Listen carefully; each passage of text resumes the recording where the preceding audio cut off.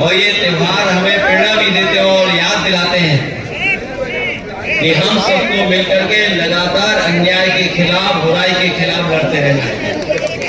मुझे उम्मीद है कि जो आने वाला चुनाव होने जा रहा है 2024 का, ये केवल 2024 का चुनाव नहीं है, बल्कि हमारे देश के भविष्य का भी चुनाव है। और देश के भविष्य के साथ साथ हमारी आने वाली पीढ़ी के भविष्य का भी चुनाव होने जा रहा है। इसीलिए मैंने कई मौकों पर कहा कि जिस तरीके से समुद्र मंथन हुआ था, समुद्र मंथन जिस तरीके से हुआ था, उसी तरीके से इस बार संविधान मंथन होने जा रहा है। और इस संविधान मंथन में एक तरफ तो वो लोग हैं जो संविधान को बचाना चाहते हैं, संविधान को सुरक्षित रखना चाहते हैं, और दूसरी तरफ वो ताकतें हैं जो संविधान को खत्म करके संविधान के भक्षक बन करके आए। इसलिए ये चुनाव जहां भविष्य का है, वहीं संविधान बचाने का भी चुनाव है। संविधान बचेगा तो लोकतंत्र बचेगा।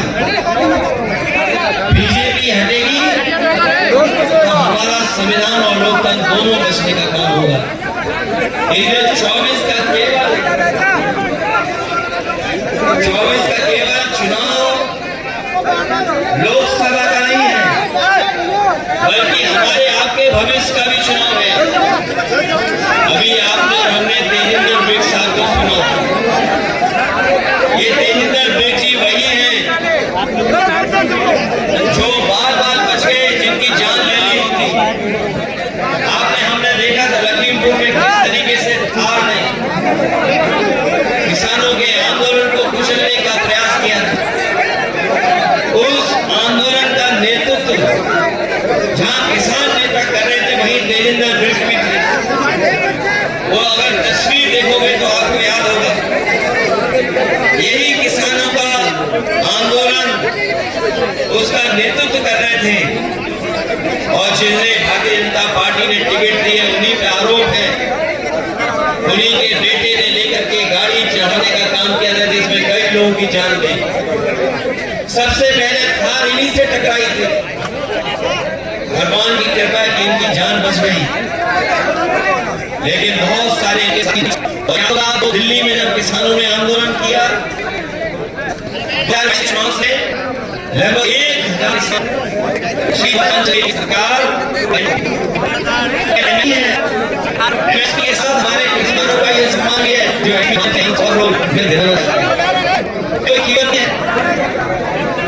मान सम्मान देने का मेहनत का बचा त्योहार मनाए। ये त्योहार कई लोगों को नहीं पसंद, केवल एक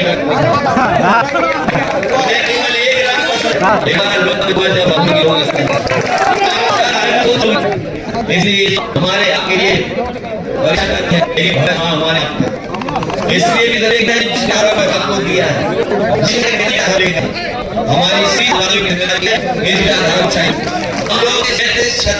वोट पाने हैं, आप अपना दौर हो जाएगी। क्योंकि बीजेपी 51% पाना चाहती है। इसलिए हमारे कार्यकर्ता और बूथ और जमीन पे जो साथी है, उनकी जिम्मेदारी बनती है कि अपना बूथ जिताएं, अपने बूथ को बचाएं, और वोट डालने से लेकर के वोट पड़वाने तक हमें सावधान रहना पड़ेगा। क्योंकि अगर हम सावधान नहीं रहे तो लोकतंत्र नहीं बचेगा। हमें आपको जो अधिकार मिले सब छीन लिए जाएंगे।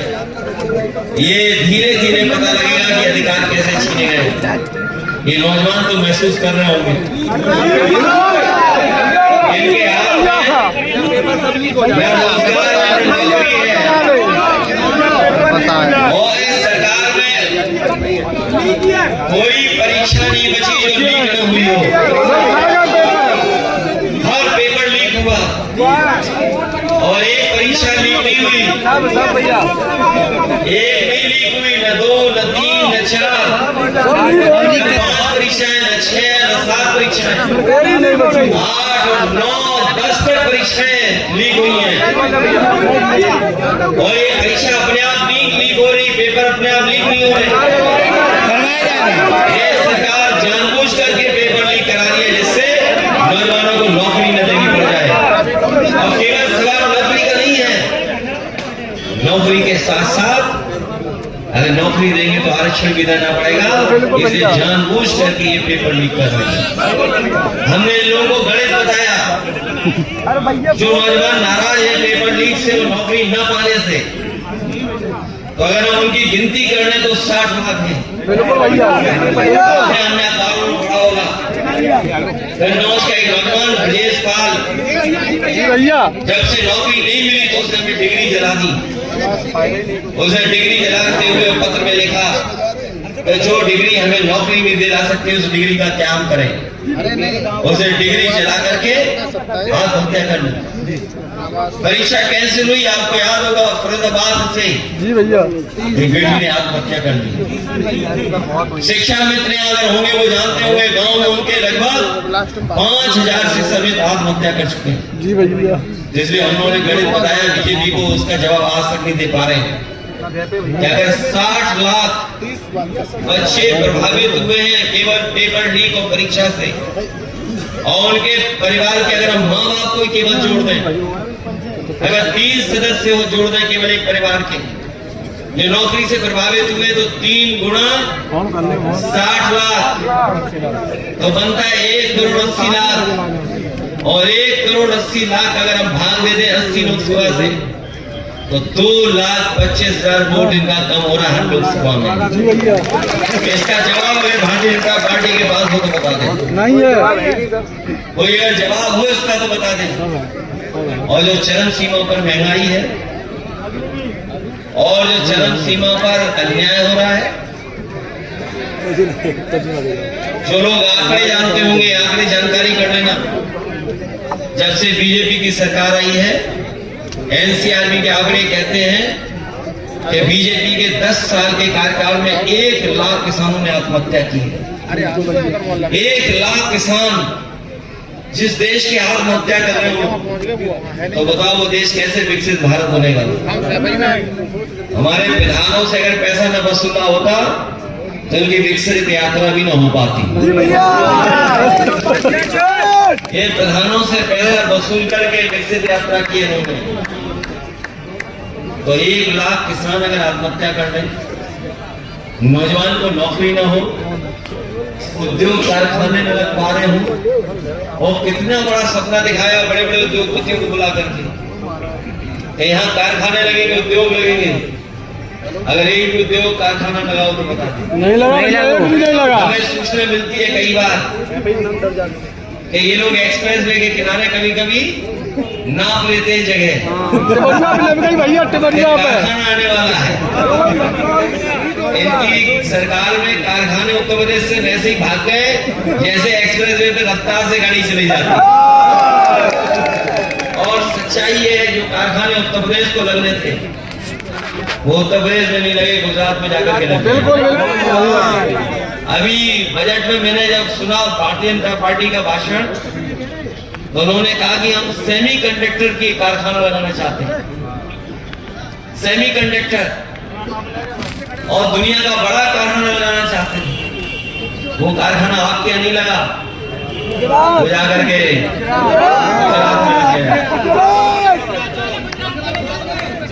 इसलिए सब कुछ वही जा रहा है। और इलेक्टोरल बॉन्ड्स बताओ कहां गए सबसे ज्यादा।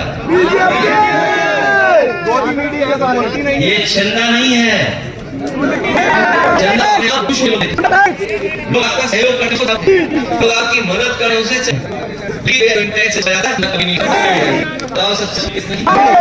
बॉन्ड्स जो आए जो भरे इसके बाद